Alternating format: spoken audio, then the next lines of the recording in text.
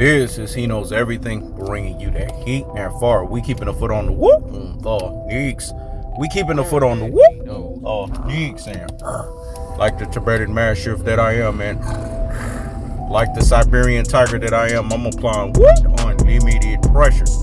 Because pressure does what? It bursts his pipes. This is going to be a very serious video, so there's not going to be no punchlines. There's not going to be the He Knows Everything charm. There's not going to be the He Knows Everything gift to gab. It's just going to be simple fucking conversation. Because I feel like sometimes I got to do this so that people can understand where I'm coming from. Jermell Charlo, his loss against Brian Castano is not because Brian Castano's that much better than him. And when I say loss, a draw is what the fuck it is, a loss. I don't believe in draws. I believe you win or you lose. When you get a draw, you lost because you didn't do what you were supposed to win. That's the way that I look at things. I don't believe in 50-50 situations. The draw to He Knows Everything is two motherfuckers that just couldn't do what they were supposed to get the job done. There's no such thing as 50-50 in life. There has to be a winner and there has to be a loser. The reason why Jermell Charlo lost is because Jermell Charlo got wayward with his brother. There's ramifications when it comes to twins. They have a symbiotic relationship. When one goes against the other, there's ramifications that's associated behind that. Twins not only have a symbiotic relationship, twins have what we call, basically they're supposed to be on the same page with one another. And when that doesn't happen, it creates a precarious situation. This is what Jermell Charlo's facing, the precarious situation of going up against the Lions only Charlo twins situation. The other thing, Jermell Charlo had some cooning and buffooning things to say about Jermall Charlo. It backfired on him, especially with cinnamon dust of a Horchata and Alvarez.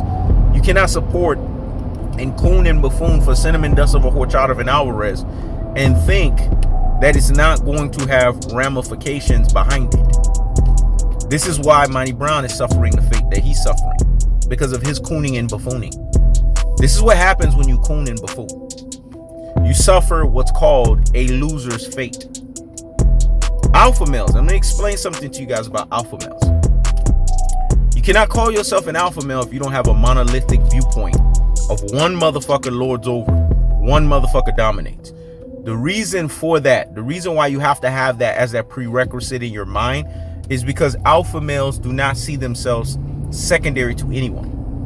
They do not see themselves inferior to anyone. They see themselves superior to everyone. They basically feel that they're competing only with themselves. Go ahead. This is what we would say the creed of being an alpha male. If you don't have this creed, you might as well relinquish that tag. This is why you cannot have this 50-50 mindset. This is why you can't talk two sideways out of your ass. And this is why you can't have two sideways out of your ass crack mindset. 50-50 motherfuckers are what they are, 50-50. When you get 50% of yourself, you're 50-50, you're wayward, you're shifty. That means you're half-truths. That means there is nothing but lies filled in you. When it's all said and done, Jermell Charlo didn't stay on code. And Jermell Charlo is suffering not only not staying on code fate, he's also suffering the fact that he was wayward against his brother and that he wasn't his brother's keeper. These things have ramifications of reap what you sow. When you reap bad harvest, you will get bad harvest. That's just the way it works. We reap what we sow. And what he reaped was basically dissension. Conquer and divide and conquer with his brethren. And he's suffering that fate. Also, he didn't seek out Earl the True Spence. This is an undisputed fight. No excuses, man. This is the biggest fight of your boxing career. This is a fight that basically allows you to have bragging rights to say that you have accomplished something that hasn't been done since Wiki Wright. And why are you not sitting here and looking at this for what it is? When it's all said and done, Jermell Charlo needs to slap himself in the face.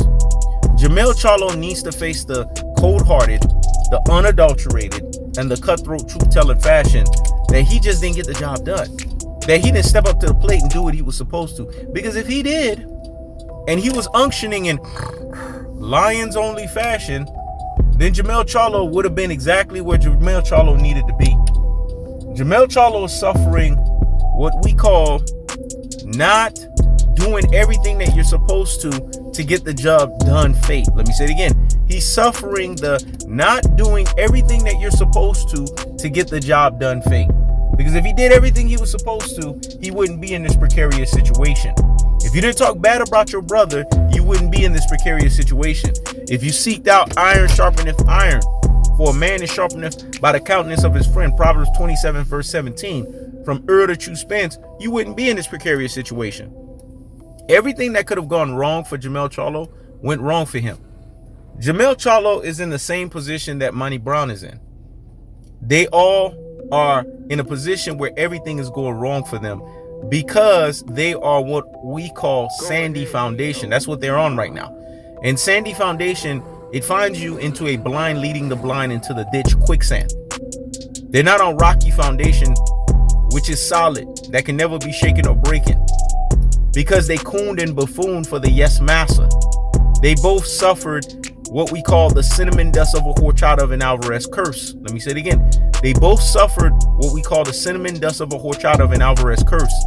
Speaking good about the yes Masa. Speaking good about the Caucasian masquerading as Mexican, but at the same time shooting their brethren down. And this is why they're both suffering L's. 50-50 individuals always get L's. To be an alpha male, you have to have the monolithic viewpoint that one motherfucker lords over, one motherfucker dominates. Because it's incumbent upon you, if you say that you're an alpha male, to know that no one can compete. This is why he knows everything never loses a debate. Because he knows everything goes into every debate that you can't see me. I've already had that mindset. You cannot take he knows everything out of his strong man's position.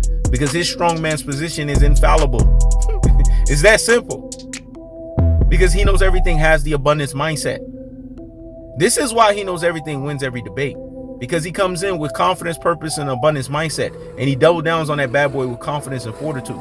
And he has the monolithic viewpoint that one motherfucker lords over, one motherfucker dominates. This is the prerequisite. This is the creed that you have to be an alpha male. If you don't have these prerequisites, you don't have these creeds, then stop calling yourself an alpha male. You're not an alpha male. The same rule applies in boxing. You can't have all of these people that you say that are great and that are dominating. There's no such thing as shifty. It's wayward. There has to be one. When it's all said and done, there has to be one. Nelly said it best. I am number one. No matter if you like it, sit back and like. I am number one. What does it take to be number one? 2 is not a winner. 3 nobody remembers. What does it take to be number one? That's one of my favorite songs ever by Nelly. Because like he said, I am number one. That's the mentality you have to be an alpha male. You have to be number one. And if you don't have that mentality, you don't have that prerequisite, then leave the shit alone. If you don't have the monolithic viewpoint that one motherfucker needs to lord over and dominate the division, leave it alone. That's why he knows everything is authentic and consistent. That's why he knows everything is basically emphatic by saying that it is the Spence era. Wilder can't see Spence. Canelo Alvarez can't see Spence. Jermell Charlo can't see Spence. Because it's the monolithic viewpoint that one motherfucker lords over and dominates. Go ahead. It was like that with Floyd Mayweather prior to that. And in between Andre Ward, these were the era-filled fighters in boxing. That's when it's all said and done. That's the way it works.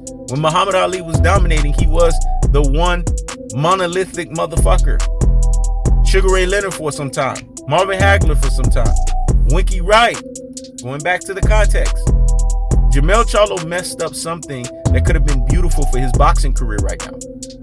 But when you're not on code, and you're not staying woke as fuck, and you're being shifty, you're being wayward, and you're going up against your brethren, also that you can coon and buffoon for the yes Masa of a cinnamon dust of a Horchata of an Alvarez, it has what's called ramifications of a cinnamon dust of a Horchata of an Alvarez curse.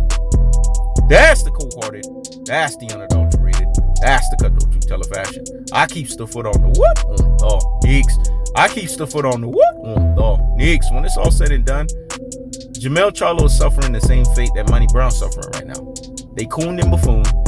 And when you coon and buffoon, cooning and buffooning has what's called beta male ramifications. This is He Knows Everything. Check it out.